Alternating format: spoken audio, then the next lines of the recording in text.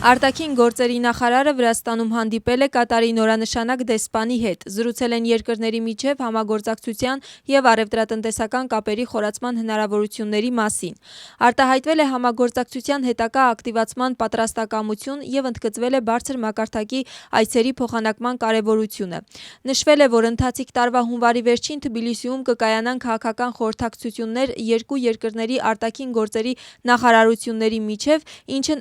նշանակալի ներդրում կունենա ապագա համագործակցության օրակարգի սահմանման հարցում։ Գրենլանդիան չի ցանկանում լինել ԱՄՆ-ի սեփականության մեջ, չի ցանկանում լինել նահանգների մի մասը։ Մենք ընտրում ենք Գրենլանդիային որպես Դանիայի թագավորության մաս։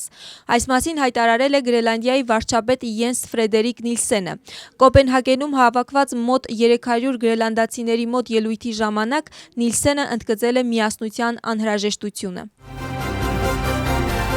ՆԱՏՕ-ի դաշնակիցները եվրոպական երկրները լիովին կարող են պաշտպանել իրենց տարածքը ցանկացած վտանգից, հայտարարել է Ֆրանսիայի արտաքին գործերի նախարարը։ Լատվիացի գործընկեր Բայբա Բրաժեի հետ կայացած մամուլի ասուլիսի ժամանակ նախարարը զրուցել է դաշնակիցների միջև երկխոսության կարևորության մասին և ևս մեկ անգամ արտահայտել եվրոպացիների պատրաստակամությունը պաշտպանելու Արկտիկայի տարածքը։ Ժան-Նոել Բարոն նշել է, որ ֆրանսիացի զինվորների առաջին խումբը արդեն գտնվում է Գրենլանդիայում, իսկ առաջիկա օրերին նրանց թիվը կաճի։ Ռուսաստանը պատրաստ է վերականգնել հարաբերությունները եվրոպական երկրների հետ։ Պուտինի խոսքով նոր, հուսալի և արդար եվրոպական ու գլոբալ անվտանգության ճարտարապետության ստեղծման համար Ռուսաստանը բազմից է նախաձեռնություններ առաջ քաշել։ Պուտինի պնդմամբ Ուկրաինայի շուրջ ստեղծված ճգնաժամը Ռուսաստանի օրինական շահերի բազմամյա անտեսման և Ռուսաստանի անվտանգության համար նպատակային վտանգ ստեղծելու կուրսի ուղիղ հետևանք է։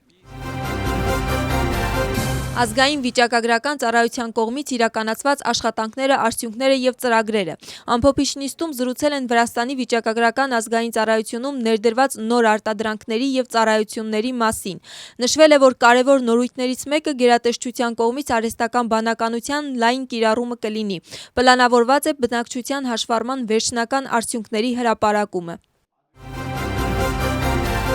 Վրացական երազանքը BBC-ից պատասխան է պահանջում։ Պաշտոնապես ուղարկված բողոքը քաղաքական գնահատականների թեմա է։ Խոսքը վերաբերում է BBC-ի ֆիլմին, որտեղ խոսվում է Վրաստանում քիմիական զենքի կիրառման մասին։ Վրացական երազանքի տեղեկությամբ բողոքում խոսվում է, որ վրացական երազանքի հասցեին տարածված ցտերը նպատակ ունեին հարձակվելու վրացական պետության վրա։ Իշխող թիմը հույս է հայտնում, որ BBC-ն կընդունի իր սխալը և ներողություն կխնդրի յուրաքանչյուր հարցի կապակցությամբ։ Իսկ իշխանության ընդդիմախոսների հայտարարությամբ քիմիական թունավորման սկանդալը չի մնա առանց արձագանքի, քանի որ պետական անվտանգության ծառայության հետաքննությամբ ոչինչ չի պարզվել և ներկայացվել են լիովին անհասկանալի եզրակացություններ։ Ընդդիմությունը գտնում է, որ այս գործի առնչությամբ անհրաժեշտ է անցկացնել միջազգային հետաքննություն։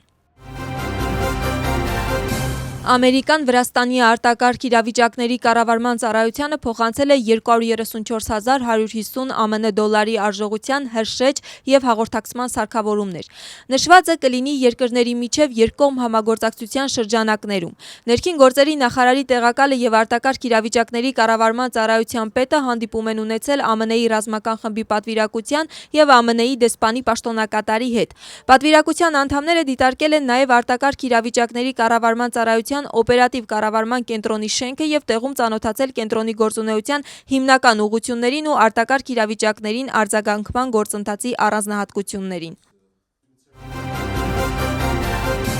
ԱՄՆ-ի ֆինանսների նախարարությունը պատժամիջոցներ է կիրառել իրանցի ժողովրդի դաժան բռնաճնշումներին մասնակցած բարձրաստիճան պաշտոնյաների նկատմամբ։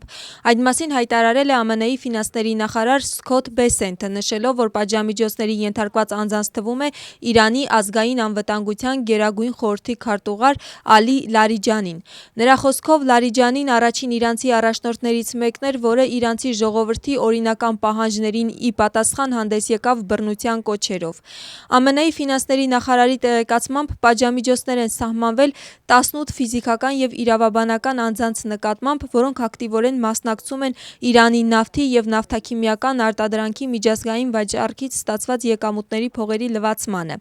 Միացյալ Նահանգները վճռականորեն աջակցում է իրանցի ժողովրդին նրանց ազատության և արդարության ձգտման մեջ, հայտարարել է Բեսենթը։